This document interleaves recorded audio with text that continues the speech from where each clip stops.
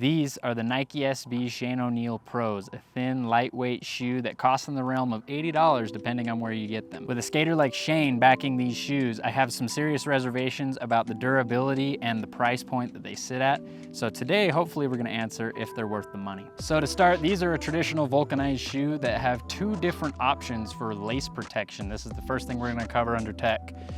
So there's the traditional eyelet system, and then there's what they call the ghillie loop system. See these little loops right here on the inside of the body that are supposed to loop up and essentially look like this when they're all done. The sole has what they call a zoom unit on the heel that I would assume is there to try and help with impact protection and taking these down drops and maybe making you feel less of the impact, I would imagine. Has an extended rubber toe cap that's supposed to help with durability in high flick areas, obviously. That's pretty standard. Okay, at this point, I'm actually pulling directly from the site. I'm not even gonna try to reword it. Auxetic shape between the midsole and the outsole, expand and contract in all directions to help enhance board feel and deliver consistent flick. I mean, sure, don't all shoes do that? That kind of sounds like marketing bullshit to me. And the last thing being claimed under the technology section is a no break-in sole. Essentially, they say that you'll just be able to put these on and skate like you were. Let's break it down and see if any of this is actually true. So to get started with how they feel when you're actually skating in the shoes, obviously with break-in, the no break-in sole claim was not totally wrong. I noticed that from the get, the sole is a bit more flexible. You don't really have to walk around in the shoes a whole lot to get it to flex the way you want. I mean, they flex pretty much just like this right out of the box. I wouldn't say it's no break-in though. It definitely takes a bit for the rubber to really break in and really get flexible. And I actually have a video of my first session in them. If you want to check that out, that should hopefully give you some kind of gauge as to how the shoes feel out of the box. I was really comfortable in the shoes out of the box. I would call it more of a minimal break-in sole.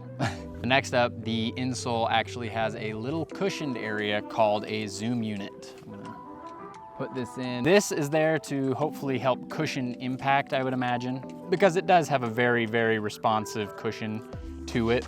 And I was kind of interested when I saw this in the store. It made me kind of like, oh, what is that going on with it? I mean, it's something you don't ever see. Like, I don't think I've ever seen any other shoe do something like this.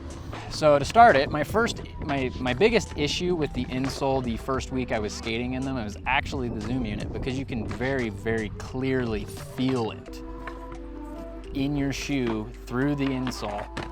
And for me, it was like kind of annoying for the whole first week until I really got used to it, until the sole kind of packed out and I didn't really have a whole lot of break-in left, I guess. You feel like there was like rocks stuck in your shoe or underneath your shoe or something. But I stopped feeling it after the insoles packed out a bit. As for impact, I don't think these insoles are gonna be very good for people that skate a lot of high impact shoes. In fact, I kind of hold the opinion that any really thin and light shoe is not gonna be super great for impact. Yes, Shane does do some insane drops, stair sets, but he is definitely on the more technical end of things. I don't think that's what they had in mind when designing these shoes, was drops. So for drops, I actually noticed that I felt it just about like every other shoe that doesn't have any kind of special insole technology.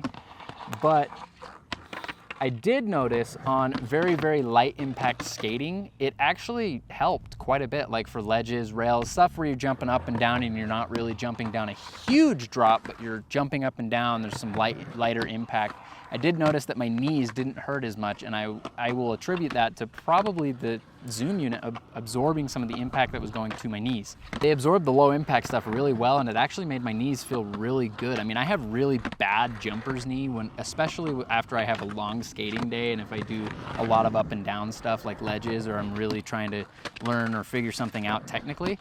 It's really rough on your knees because you're just constantly bending up and down, and you're jumping up and down, and you're smacking the tail, and you're landing, you're taking the impact, you're running out. There's all of these things that are wearing down your knees, right? I did notice that it made my knees feel significantly better. So the next thing I want to touch on is actually lace protection. I touched on it in the beginning, but they have this ghillie loop design. I didn't even use the eyelets because the ghillie loop was so awesome. It was great. I didn't even go through a single lace. But from here on out, the ghillie loop thing should be a staple feature in everything. I mean, this is very similar to the iShod thing where it was awesome, but there is some drawbacks. Overall, they skated really well. I mean, I've always been kind of a fan of the vulcanized shoes, and just simply because it makes your kickflips feel so much more responsive and great. There's just so much grip there. The thin and lightweight profile really added to my ability to actually make the shoe and the board do exactly what I wanted it to do. Board feel was amazing because of this. In fact, I would put the board feel for these shoes in contention with the Anthony Van England's. These are very good technically. They slide around on the grip really well. You can really position them. They're really light, so they just follow your feet. There's no excess bulk that you have to deal with, so your exact movements are what you're getting on the board. It's really nice, and I would recommend these definitely for technical skaters. So durability, points of failure. One of the coolest technological pieces about this, the ghillie loop design for the lace protection, is actually one of the biggest downfalls for this shoe. And this issue was actually the issue that made the shoes feel so loose that I just didn't feel stable on my board anymore, and I actually moved on to the shoes that I'm currently wearing right now. And what really bums me out about this biggest issue with this shoe is it was 100% an aesthetic choice. This was the first point of failure. I mean, from literally probably the 6th or 7th session, it started to peel up, and then it just slowly got worse over time, all the way to the point where it's just like flopping around. And this problem is only exacerbated by pulling your laces tighter. I mean, it just pulls it further and further away from the body, and eventually you're just not gonna have, eventually your shoe's gonna look like this. And that looks terrible. But this also led to it feeling extremely loose, and no matter how, and you didn't wanna tighten your laces too much because you didn't wanna make it too much worse, but at the same time, you had to tighten them to feel stable on your board. And this 100% could have been avoided if they would have just not sewn that ghillie loop piece in, and they would have made it part of the main body of the shoe. And it's kind of funny because this is another Nike, because the iShods had a very similar failure issue, and it was one of the main points of failure, and it was also the first point of failure on the iShods. And as much as I hate the idea of making this whole piece one uniform body, it would actually make the shoe look way worse. But as much as I hate it, there are other things that you can do right here to make the shoe look better that would hide that. But it would add to the durability. And I mean, for 80 bucks. All right, the next main point of failure was actually the flick area, exactly where every other shoe fails at some point. And that's where the main flick is. I mean, I got a little hole there, and I started to tear through right here. And like I said, the entire reason I stopped skating these shoes was because they started to feel extremely loose. But I mean, as for the Fox tape and the actual rubber toe cap and the suede itself, this held up really well. I was actually really surprised with how well it held up. I had some like extreme worries with an $80 Volks shoe that looks like a base pair of Vans. And I've blown through a base pair of Vans in 3 days. That's why I had some extreme reservations about it, but I was actually extremely impressed by how durable it was. And the final thing, the sole is actually still in really great shape. I actually didn't go through the sole before the side of the shoe, so good ups on that. I either wasn't skating as much as the previous pairs of shoes I've had, or simply because it's a Volk and the sides of the shoes wear out way faster. In my opinion, Volks they've never been super durable. You always buy them because kickflips feel great. You don't buy them because they're durable. But those issues and why they happened exactly is anyone's guess. I am assuming, I mean, I was only in these shoes for about 2 months, and considering the damage and how much I was skating, I'm not super impressed. But performance-wise, I was impressed. They did skate really well, and I really liked learning tech stuff with it. I mean, I learned a handful of tricks with these shoes, and they performed well every time. So considering how much I was skating them, the fact that they were Volk, the fact that they were designed with Shane's type of skateboarding in mind, and if price wasn't a consideration, I would swap the insoles on these and skate these consistently. They are a really, really good shoe. And the only thing deterring me from skating these consistently even now is the ghillie loop thing. Because I mean, they just wear out and they feel really loose, and you don't feel stable on your board anymore in a matter of 2 months.